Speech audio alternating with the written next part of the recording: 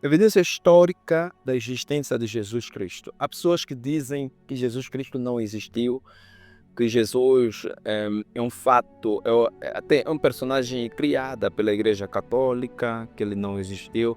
E eu hoje gostaria de conversar com você sobre isto, ok? E partilhar contigo alguns factos importantes a respeito da existência de Jesus Cristo. Bem, o primeiro fato que você deve ter em mente, que se você é acadêmico estudioso, vai perceber que a existência histórica de Jesus Cristo é amplamente aceita por estudiosos de diversas correntes, tanto que sejam cristãos como céticos, com base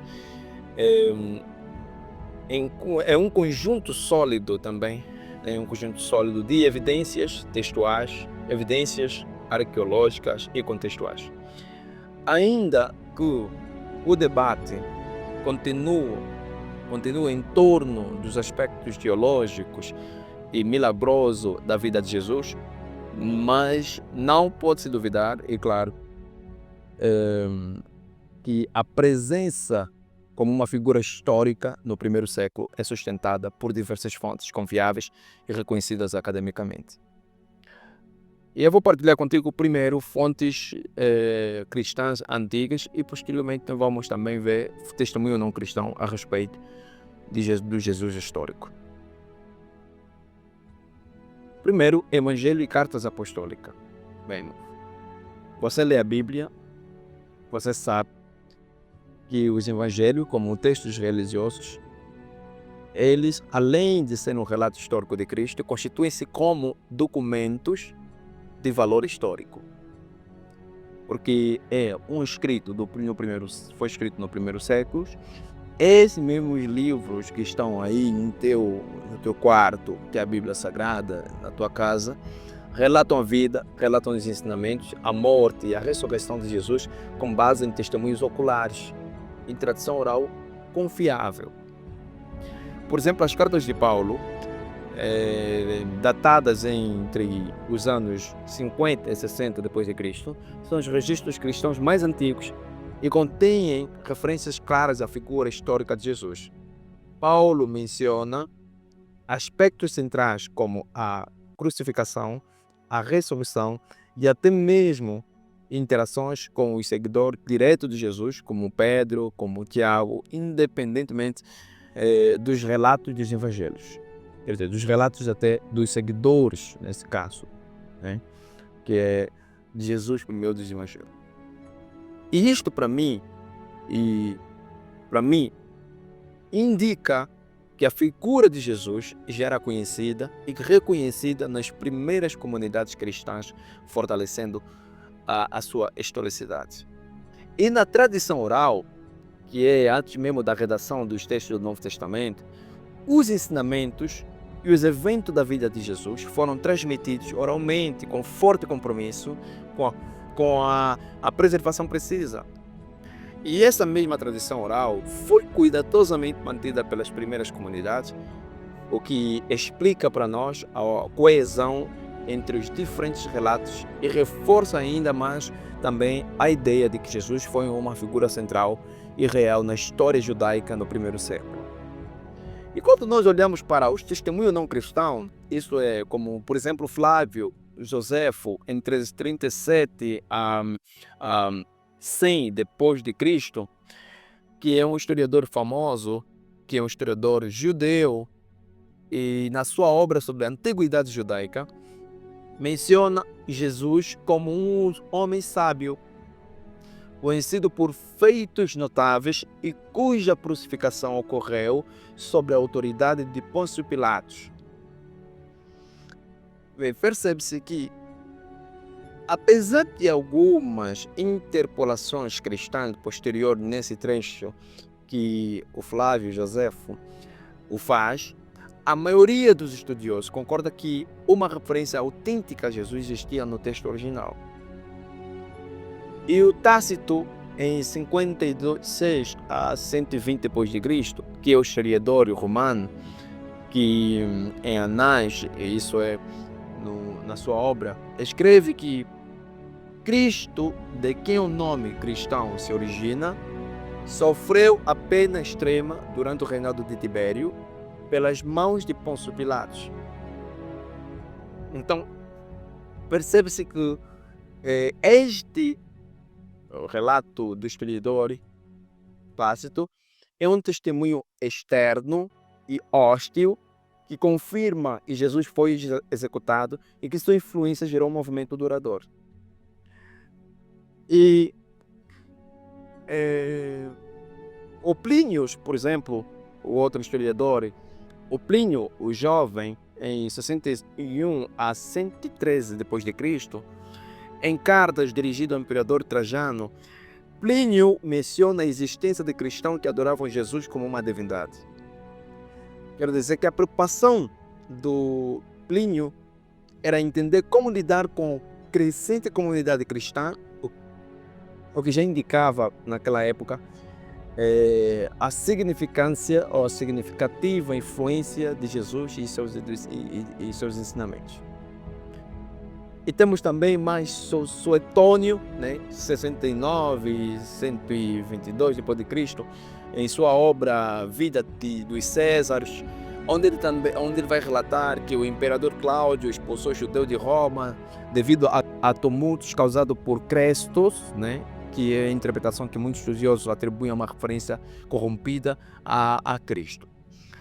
E além de Suetônio, você vai encontrar várias outras. Por exemplo, temos Luciano de Samosata, no século II, escritor satírico, que menciona Jesus como líder de um culto seguido por cristão, que ele vai reconhecendo a influência duradoura de sua figura e o impacto de sua morte. E outra referência é Talmud babilônico. Alguns trechos do Talmud babilônico mencionam um homem chamado Yeshu, cuja vida e execução por feitiçaria e engano são interpretadas por muitos estudiosos como uma referência hostil à pessoa de Jesus. Embora as citações também sejam negativas, contribuem como uma evidência de sua existência e notoriedade na tradição judaica, porque senão não seriam referidas. Então temos, além desses historiadores ou dos testemunhos desses indivíduos que não foram cristãos, quer dizer, que estavam fora do cristianismo nesse sentido, há evidências arqueológicas e contextos históricos. Por exemplo, temos a Pedra de Pilatos, que foi descoberta em Cesareia Marítima. Essa pedra que teve uma inscrição, ou tem uma inscrição, que confirma a existência de Pôncio Pilatos como governador da Judeia sob o imperador Tibério. E essa evidência arqueológica apoia diretamente o contexto dos relatos evangélicos sobre a crucificação de Jesus, porque Cristo foi crucificado enquanto Pilatos era, nesse caso, o governador da Judeia. O suário de Caifás, que foi encontrado em Jerusalém, e o próprio suário traz o nome de José, filho de Caifás, identificado nos evangelhos como o sumo sacerdote envolvido no julgamento de Jesus. Então, por facto de ser descoberto, encontrado, isso confirma a existência de personagens centrais do processo que levou à sua execução, isso é, a execução de Jesus. E contexto sociopolítico da Palestina do século I, que a região que era marcada por intensa tensão política e messianismo, e também porque diversos líderes e movimentos surgiram prometendo libertação e reforma espiritual para essa cidade. Neste cenário, percebe-se que a rápida propagação do cristianismo, mesmo após a morte de seu fundador, é um forte indício de que Jesus foi uma figura histórica, marcante e catalisadora de transformações sociais e religiosas.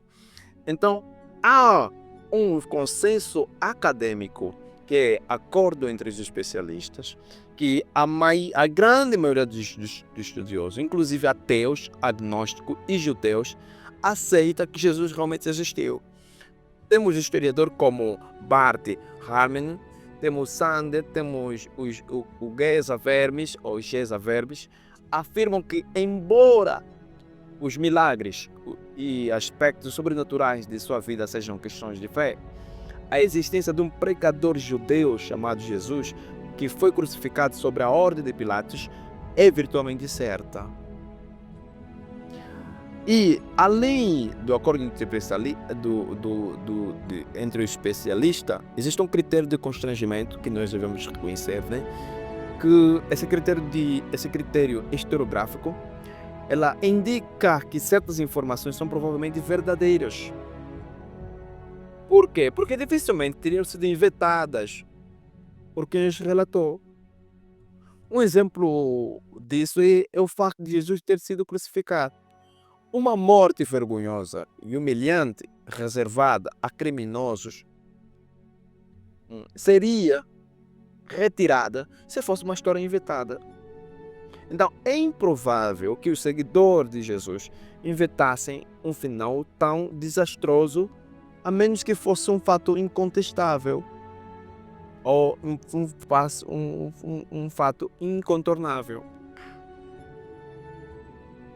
Então, quando você vai analisando, né, olhando, né, para os acadêmicos, você percebe que a análise crítica e acadêmica das fontes disponíveis, tanto os cristãs quanto os não cristãs, aliada a descobertas arqueológicas e ao contexto histórico do século I, oferece um conjunto robusto de evidências que apontam para a existência de Jesus de Nazaré como uma figura histórica real.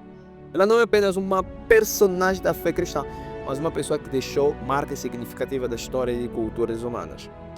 Então, ainda que as interpretações sobre quem ele era, né, se apenas um mestre ou o próprio Filho de Deus, pertencem ao domínio da fé, mas a sua existência não pode ser negada.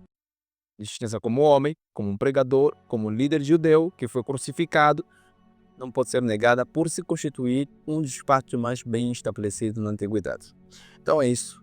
Que Deus te abençoe, Deus te graça, sou Luís da Silva, servindo aos irmãos.